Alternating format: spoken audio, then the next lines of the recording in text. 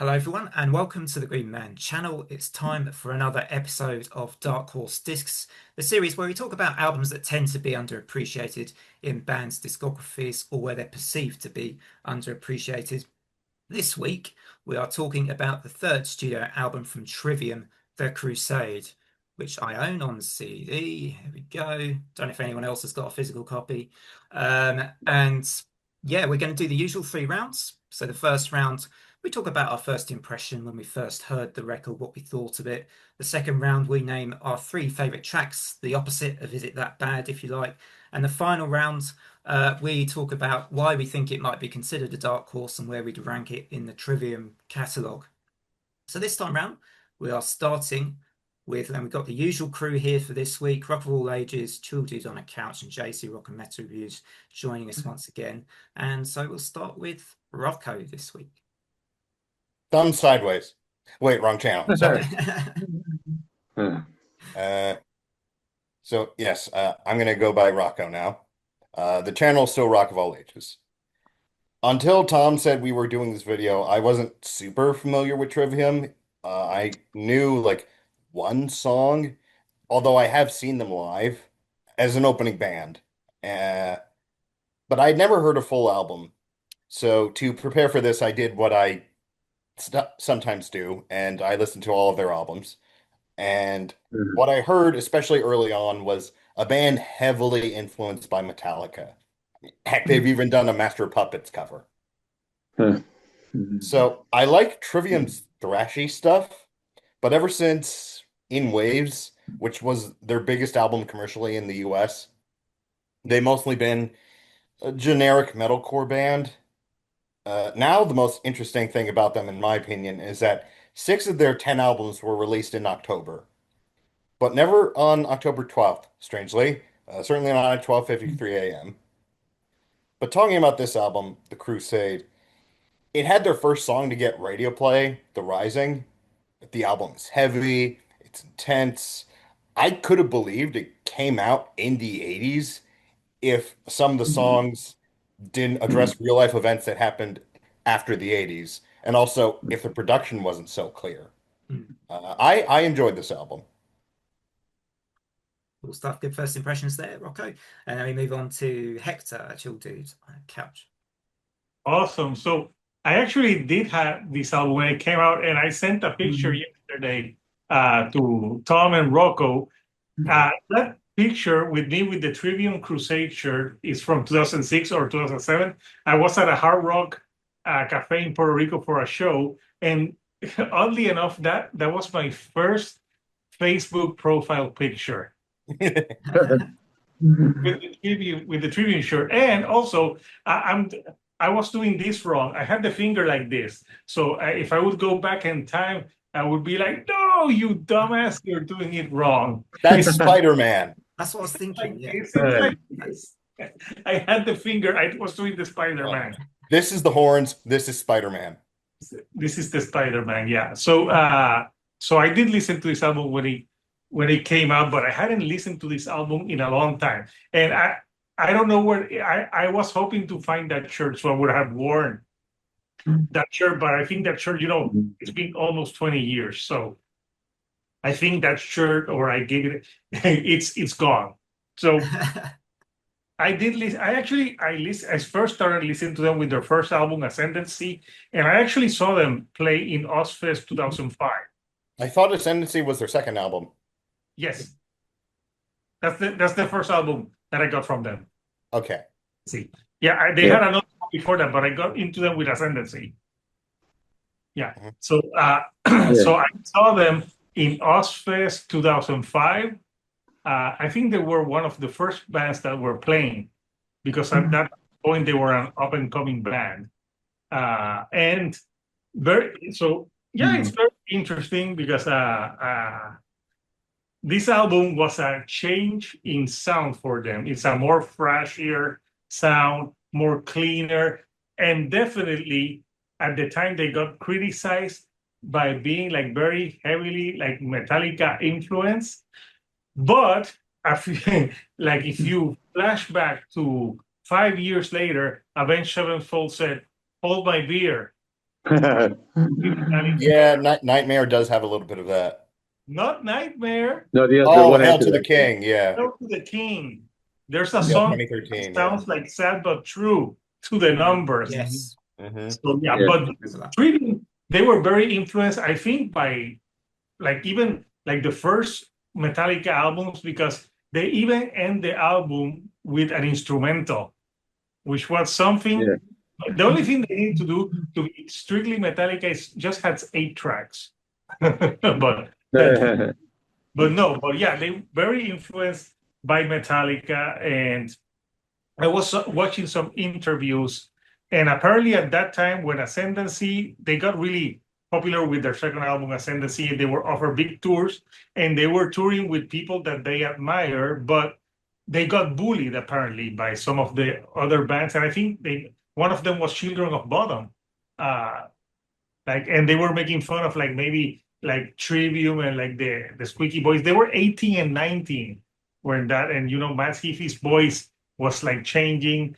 So yeah, it's kind of after that Mm. they made the Crusade. I think maybe to show everyone that they could do like a fresh something different. So it was to me, it's a very important album in the Trivium discography because it's like a turning point for them. Because after that album, they released what I believe is their best album in Shogun. Yeah. That, that's a great album. That's a great album. Yeah, So, absolutely. so yeah, so my first impressions when it came out, I loved it. I haven't listened to it in a while. So yesterday I was listening to it. I don't know why I got transported to that guy with the shirt and the Spider-Man. So those are my first impressions. Yeah, they did get quite like the same. I think I might have seen the same interview where he was talking about the UK press turned on them, after Ascendancy. Yeah, I think I might have seen a similar interview, which is really interesting. Um, and yeah, anyway, we'll go on to JC before I make my comments. Okay. Yeah, that's fine. I've listened to this band off and on. I'm not like a major fan. I've listened to most of their albums. I think I discovered them with The Sin and the Sentence from 2017, and I've been listening to them kind of off and on ever since. It's not like one of my go-to bands, but I put it on every now and then. I listened to The Crusade because I just read some article or something saying that it sounded like Metallica that what people were talking about, so I wanted to hear what that was all about. So I thought it was pretty good. Look, I don't think it's like an exact copy of Metallica. I think it's mostly in Matt Heafy's vocals where he's trying to do more of the James Hetfield type of vocal style or growl or that type. But as far as the guitar playing and everything else, I don't think it's like a copy of Metallica. And, you can hear the thrash influence, but I don't think this is really like a complete copy. It's just like it's just like they're like paying homage to Metallica. That's kind of what I feel. But I think the big issue with it is that I did some research. I read some of the reviews from when it came out, and a lot of fans were basically angry because I think people were expecting Ascendancy, which is a metalcore type of sound, and then they completely did something different. And I think that's why fans didn't like it at first, but I think over time, as people were listening more, people started to appreciate it more. So, yeah, for me, I listened to it. I liked it. I thought it sounded a little like Metallica, but not exactly. So I thought it was pretty good. But we'll talk more in further rounds. So I'll leave it at that. Yeah. Cool, thanks, JC. So yeah, Yeah. my first impression was after so I heard the single Anthem Wheel of Fire, um, which is a super like catchy song. Once you listen to that, it's just in your head for the rest of the day, pretty much. And I saw that, I think it was on Kerrang. At the time I was watching Kerrang a lot and watching the music videos on there. Yeah. And I thought, oh, this band sound pretty good. And actually my friend at the time and I can remember him saying, oh, they sound like Metallica, you should check out their stuff. that's how I got into the Crusades and then into Trivium. So this was actually my entry point to Trivium, this album. And I think it was also one of the first albums I ever downloaded.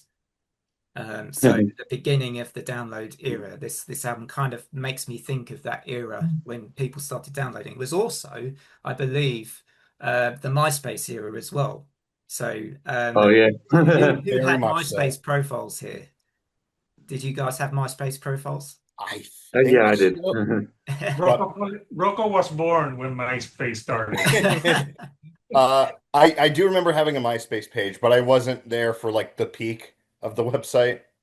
Uh, I had MySpace, and I remember I even had a shirt that says "From MySpace to my place." You should have worn Did that it for this work? one. I don't have that shirt anymore, man. But Oh, did it's it work also got though? Did it sometimes? Okay. as long as it didn't go the other way round from from their place to MySpace. Right, yeah. Right. Okay, and back to my thoughts on the album itself. I think, yeah, it marked a big change of direction. I think that Matt Heafy was saying that, he didn't like how people were just thinking of them as a sort of metalcore. Even the word emo was used with ascendancy, and they wanted to show that they had, ability beyond that particular sound, maybe. So they went thrash. And this is a really, I think my first impression was it's a really, solid, really instrumentally brilliant album, actually. I mean, I think, you can say what you like about Matt Heafy and how he was, at times does sound like he's doing his best impression of James Hetfield. But I think, even with that, I still think that the album is pretty good sounding. Lots of riffs and solos for days on here, in almost each and every track. So yeah, my first impression was pretty positive. And yeah, it's a little nostalgic, this album for me now, and sort of marking the start of that download era. So let's do our favorite songs, going back to Rocco for your three favorite tracks from the album. Really quick, apparently his name is pronounced Matt Heafy. Oh, I think I keep saying Heafy, but it's Heafy. I think you're right. Yeah. Yeah. So my top three, third place is Tread the Floods. And all I've written down is what the songs are about. This one's about stress, anxiety, and mental health, which I imagine that, you know, bands in the 90s like Korn and Linkin Park. Well, Linkin Park wasn't a 90s band, but they were contemporary. Uh, Korn and Linkin Park had already done songs about that, and Papa Roach too, and Disturbed. You know, those were very common topics. But this song is just, again, very intense, very good track. And then for my top two, multiple songs on the album are about real life deaths and murders. Yeah. So my second place was one of the singles, Entrance of the Conflagration. In 2001, a woman in Houston, Texas, drowned her five children in a bathtub, I was which putting my thumbs up. I wasn't putting my thumbs up to that, by the way. People were watching. I was putting my thumbs up hooray to for it. child murder. Yeah. He loves the horror. Uh, And then my favorite song was Unrepentant. In December 2005, a Pakistani man murdered his three daughters and stepdaughter with knives. Just a very, happy, cheerful, lighthearted album about very, easygoing topics. And it's called The Crusade. Oh, yeah, that's true. Yes. Yeah, cool. Good tracks, man. Yeah. Hector, your choices? So yeah, I don't know. I'm a little bit more lighthearted in there. I think there's a lot of good tracks, but I'm from like We Are the Fire. I'm sorry, that song. When I listen to it, I'm like, oh my God, this song like stays in your brain and it lays eggs. And that one, I could just almost hear James Hetfield. Like James Hetfield could have been the song, like when he goes, whoa, then James will go like, no, it's yeah, yeah. And I we are heard James Hetfield a lot more on the first two albums, honestly. Yeah. So that song, and I remember the music video. I think there was like a pool or something for that, and like Matt Heafy or whatever how you say it, he wore like a bandana because back then he had hair. Mm. He had hair at that time. Now he's mad hairless, but he had hair at that time. Uh, Mm. and I thought that was a great track. To the Rats. That's my second choice. That's a straight up thrash metal song. It's just so good. To the Rats, Rock of Ages, because is that about throwing people to some rats? I don't know. Sure. I don't know. I didn't dive that deep into the lyrics. I was just like like enjoying them. So to the Rats, and I think I love the first track, Ignition. I think it's a great album starter, but I gotta give props to the album Closer, The Crusade, Yeah, because awesome. what a great instrumental track to finish the album. And it's with instrumental tracks, sometimes they're hit or miss. But I'm telling you that to finish that album with that huge instrumental in 2006 was a bold choice because at that point people wanted like lyrics and yeah, you said, Tom, you said something about them being called emo because on Ascendancy they had a track that was very emo that is called Dying in Your Arms. Okay. That track is very emo, especially the way he sings it. So yeah, so it's a tie between Ignition and The Crusade. So I give it like four favorite tracks. Awesome. JC, your picks? All right, so my first pick is going to be Becoming the Dragon. It's just one of those with great guitar sound, lots of technical musicianship, almost like a progressive edge. I think I like that. I just really like the guitar sound in that. I think that's one of the best songs as far as like the technical and really like good musicianship. But my next two picks are going to be kind of like the cheesy ones, but I like them because they're kind of fun tracks. Anthem, We Had a Fire. It's just stadium rock, very fun, memorable, catchy. It's just one of those songs that you listen to the album and then you're hearing all this thrash and technical guitar work, and you hear this, and it's pretty fun. And the same thing. My next pick, The World Can't Tear Us Apart. Kind of the same reason. It's probably like the second most like radio friendly type of song. It's just one of those songs that's just really a fun song. It's just enjoyable to listen to. And as a bonus, I'm gonna pick And Sadness Will Sear. This is one of those kind of like deeper cuts. I just thought it had some really good like guitar work. Just lots of fast picking and the arpeggios and all this look great solos. I think like the guitar players, well, one is Matt Heafy and the other one, his name is Corey Ballou. But Horrible. Yeah. they're that he's the guitar player, right? And they're just like a great like guitar duo. So that's why I like that one. And also, I mean, the bass and the drums are really good and all throughout this whole album. So yeah, those are my three picks with the bonus. Yeah. Cool, cool. Yeah, I think all of you have now, so all my three picks have been mentioned. So Entrance of the Conflagration, I'm trying to say that word, I thought was a really good one. And I think JC, you just touched on it. Matt Heafy and Corey Bolliers, oh, Matt Heafy, sorry, and Corey Bolliers' guitar dueling is just great throughout this record. And Mm. I think this track in particular, there's a passage where it's just absolutely awesome. Then just like, yeah, it's really, really good leads, and they kill it, I think, throughout this record. One of my picks, funnily enough, is The World Can't Tear Us Apart as well. And I'll tell you why, because it has stayed with me for the Mm. last nearly 20 years now, that song. It's the one that I seem to just always think of when I think, as well as Anthem We Are the Fire, which is sort of almost joint with this track for me in terms of remembering the album. That's the other one I always think of. But The World Can't Tear Us Apart, it just kind of lingers, in my, I think it's kind of like that last sort of guitar harmony, particularly. I really like the way it's sort of, yeah, it does that melody, and it's just really nice stuff. Even though the lyrics and are kind of basic, it's still very enjoyable.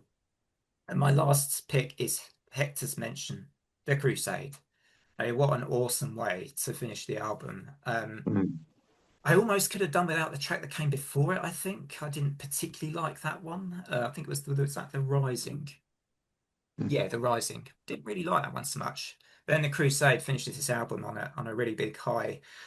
Um, and I think it's like a long tease almost in a way, isn't it? Because there's lots of build up and build up and build up. Doesn't always feel like there's much of a payoff until I think it's around sort of 6.5 minutes where they cut back to that sort of starting riff that it is. And it's I just love the idea that a metal fan can say, "Oh, it doesn't get good until 6 minutes in." yeah. Yeah. Yeah. Well, for me, that's the moment that I really love out of the whole song. But a lot of it is build up, but there is a sort of payoff in there, and I don't know. It's just great guitar work. The whole thing finishes the album on such a high. I had to pick that one. Another track which has somewhat, stayed with me and I tend to go back to that one quite a lot as well. Um, so we now do the final round, which is why we think it might be a bit of a dark horse and where would we rank it. I appreciate if you don't know the whole discography, it might rank quite high for you, Rocco, right? Um, so I think you guys already touched on why it wasn't appreciated at the time. Uh, I I was not paying attention to metal in the 2000s, so I wasn't there to witness, the reaction to Trivium and all that. What I can say, having gone through their whole discography, um, well, first of all, what stood out to me from the research I did was the sense of immediacy in this album's creation. The quadruple murder that inspired Unrepentant had happened barely a year before the album came out. And Matt Heafy has said that the punk band Against Me, another band from their home state of Florida, inspired him to write more political lyrics for the Crusade. In particular, he cited their 2005 album, Searching for Reform or Clarity. So these were all fresh in Matt's mind when they went into the studio to make the Crusade, and it paid off. I would say, as far as Trivium albums go, I would put the Crusade in like the top two or three. Hi, nice. All right. Hector. Nice. So, well, I think it's a dark horse because, of course, when it came out, they had like a changing sound, and maybe people just wanted them to do Ascendancy Part 2. But like I said, I think The Crusade is a pivotal album for them because after that, Trivium has made different sounding albums and they started experimenting. So to me, I don't think of them as a metalcore band because if you listen to all their last albums, it's not metalcore. It's more heavy metal. I think their first two albums are more metalcore. And if you listen to Ascendancy, there's songs there that are long and they were already toying with different stuff like a blow to the head of trepidation. That's a great track from the second album. And how I would rank it, I think my favorite tribute albums are Shogun, The Silence and the Sentence, and I would say In Waves. Those three are my favorites. I think this would be like number five, number six. The last Trivium album that they put out, I actually have it on vinyl. I don't know That where I was put it. good. In the Court of the Dragon, wasn't that? I Yeah. have, That was if good. you give me 1 second, I'll get it. Like maybe after I finish this, I'll get it because I have that one on vinyl. So I thought that one was great as well. The but yeah, it's better than Silence in the Snow, which we covered on Is It That Bad? Uh, Mhm. and better, there's one album after In Waves that I don't like, that I can't remember the name. Oh, Vengeance Falls, was it? Yeah, that album is pretty basic, Yeah. uh, in my opinion. So I think The Crusade is a dark horse because I think people were not ready for it now, but I think if you listen to this now without having listening to them, you'll appreciate it for what it is. A like a fresher metal sound with some clean stuff. And like JC, I do think they were inspired by Metallica, but I don't think it sounds blatantly like Metallica.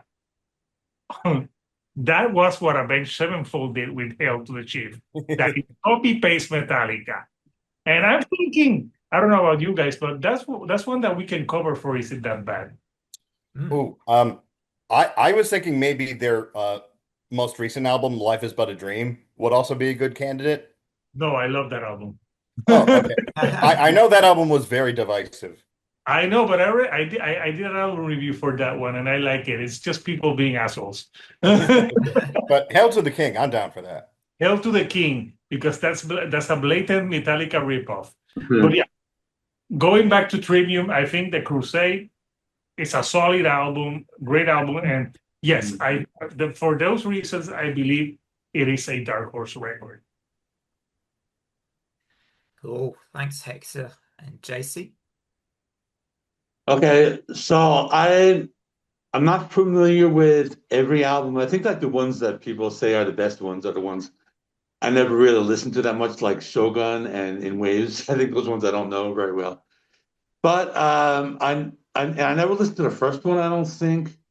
So I know Ascendancy, The Crusade, and I know the last three. So I don't know. I mean, I think The Crusade would rank pretty high, but I think maybe my favorites would be The Sin and the Sentence and the last one that Hector has in the Court of the Dragon. I like those ones a lot. And Ascendancy, I like, and I know a lot of people like that, but I think for me, I'm not like really big into that metalcore sound. I probably like their other stuff a little more. So that's what I would say about that. Now, as far as it being a Dark Horse album, I think the biggest thing was it came out. People are expecting something that sounds like the Ascendancy. They do something different, and just fans say, okay, fans just said, I don't like it. It sounds like Metallica. They're doing something completely different. But almost 20 years later, I think it has held up very well, and people who go back to this album will re-listen to it and kind of without that bias of expecting something, they'll re-listen to it and think that it's actually not that bad. It's actually a pretty decent album, even with maybe different sound, the Metallica influence. You know, it's not really trying like to be a carbon copy. It's just more of like an influence. So I think for that reason, I think it's a dark horse album because over time it has held up. So I think it just the initial reaction was it was something different, but it has held up over time. And if you compare it to all their other albums, I think it is one of the stronger ones probably. So that's why it's a dark horse album, I think. Yeah. Yeah, yeah. Yeah, I think yeah, I agree on a lot of those points. I think I seem to remember at this time, and it might just be me, but like a lot of people were really kind of almost thirsting like really good thrash metal in that era, like in the 2000s or mid 2000s. I think we had St. Anger only, well, 3 years before, Yeah. and I think there was a sort of a new thirst for like a new wave of really good thrash, and at least I remember feeling like I need some good thrash metal, some new thrash metal. So I wonder if it's a bit of a dark horse because it's sort of one of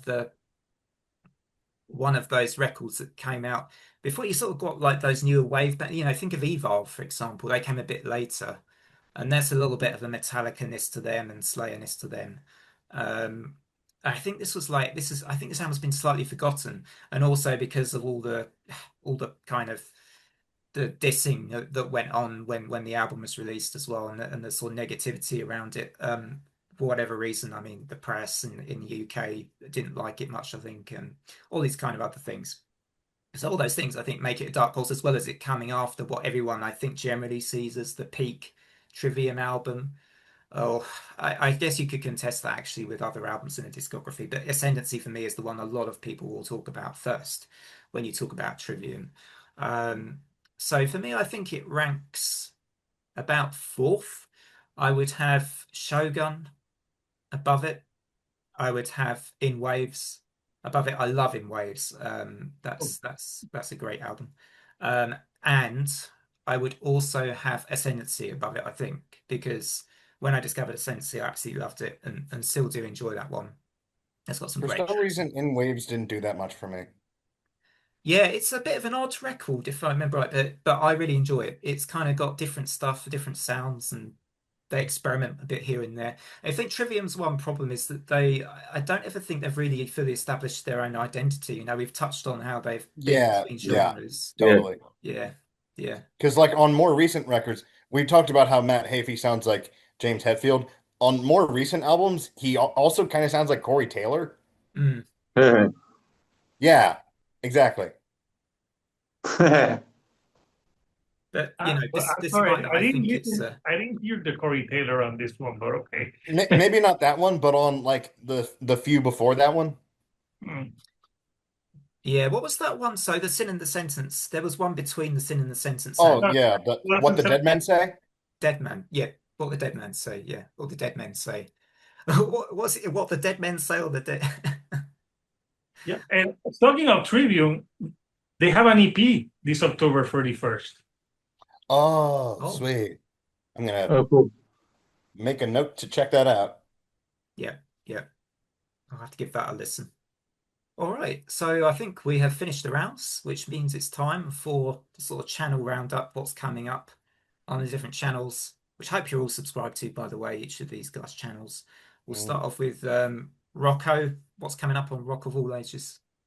So this will have already come out by the time this video goes up, but I just did a video about A Thousand Suns by Linkin Park, and Nice. Oh, cool. it's a short video, but I think it's a pretty good one. And then I talk about some songs from 1983, and then also I picked a great time to do this. I'm going to talk about Avenged Sevenfold covering a Pink Floyd song. I Mhm.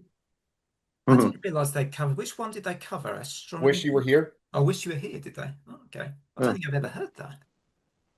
Okay. It's it's an interesting cover. I recommend giving it a listen. I wouldn't say it's better than the original, but I would still check it out. Cool. To be fair, even Pink Floyd hates Roger Waters. Yeah. I I don't blame them. I don't. Mm, I wish him an unhappy birthday yesterday. Yeah. yeah. Yeah. Yeah. All right. Well, Yeah.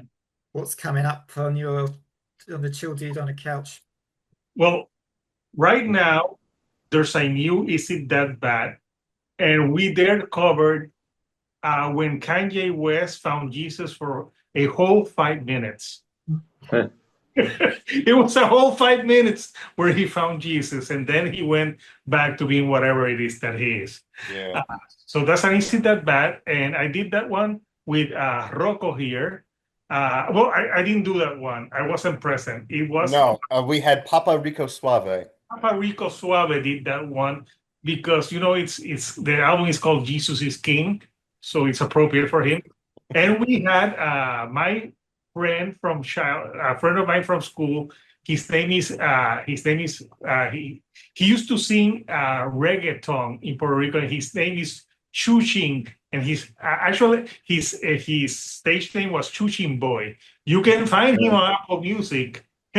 He has two songs there, Chuching Boy, and he joined us on that one because he's a huge hip hop fan. So I wanted someone who actually is good with hip hop for that one. But Rocco also knows hip hop. Yeah. I know some, but I'm not like a super hip hop fan. Yeah. But coming up for the channel, we have some album reviews. I'm gonna review a band from Australia, Nicolas Cage Fighter, which I also interviewed.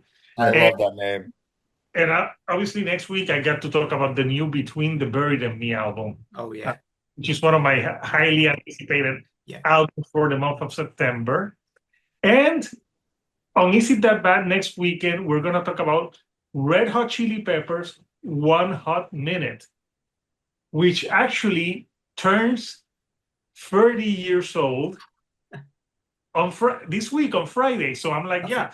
And that was an album that got mixed reviews. Mm. And Yeah. after For Is It That Bad, we're going to do an Es Tan Malo, the Spanish version. And we're talking about a band from Argentina called Rata Blanca, which means white rat. So that's what's coming up next for the channel. I also put a poll for Future Is It That Bad? And right now, JC, it's tied for Exodus and Theory of a Dead Man, because I know JC wanted to do a Is It That Bad for an Exodus album. So Yeah. we'll do after that Exodus and Theory of a Dead Man. Uh, any Theory of a Dead Man album would be perfect for this series. To me, Theory of a Dead Man to me is like Nickelback's cousin. Oh no, Theory of a Dead Man is a worse Nickelback. Wow, that's really bad. Exactly. Nickelback from Like Timu. we talked about two Theory of a Dead Man songs on my channel, Hector and I, and those were from their 2008 album, so I don't know if we should do that one. I think their 2017 album would be a good pick. We'll do the 2017 one. Fantastic. Mm. All right, JC, what's coming up on JC Rock and Metal? Okay, well, so far I have a video about Queensrÿche's Empire, which is the one that came after Operation Mindcrime, their big one with Silent Lucidity. So I kind of do a deep dive into that one. That one's going to come out tomorrow afternoon. We're in my time zone. And I also have the anniversary for Blizzard of Oz, which I pre-recorded a while ago, but I have that scheduled for the 12th because that one just because that one's celebrating an anniversary on the 12th, so I have a schedule for that day. And I want to plan a video on Richie Blackmore's Rainbow, which I already kind of prepared the script. I just got to like record it and all that. So, and those are all my retro reviews. Usually on the weekends, I try to get one album review out, and then I have my new metal releases round up where I do maybe like 5 short reviews. It kind of helps me cover everything.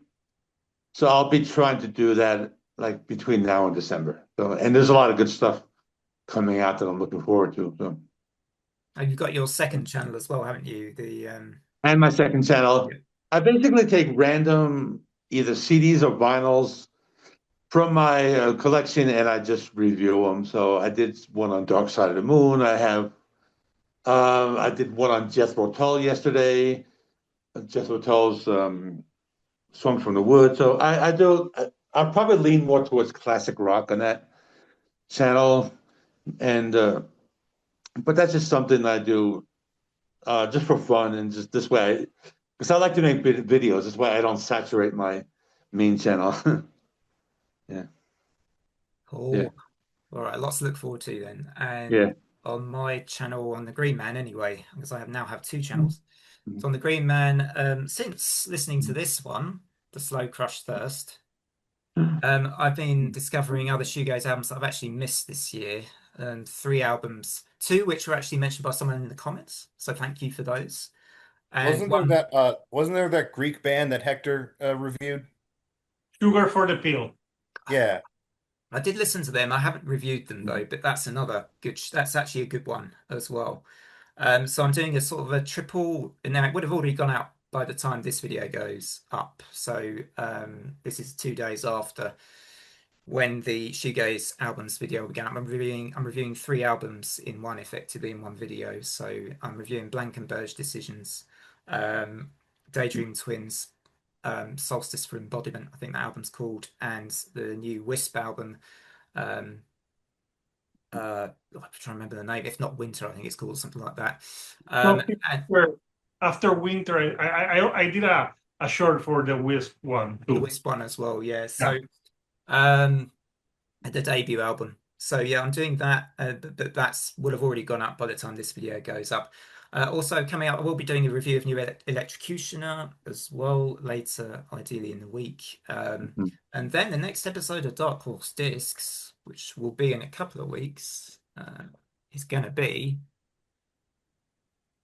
Porn, Take a Look in the Mirror. Mm. Oh, cool. Yeah.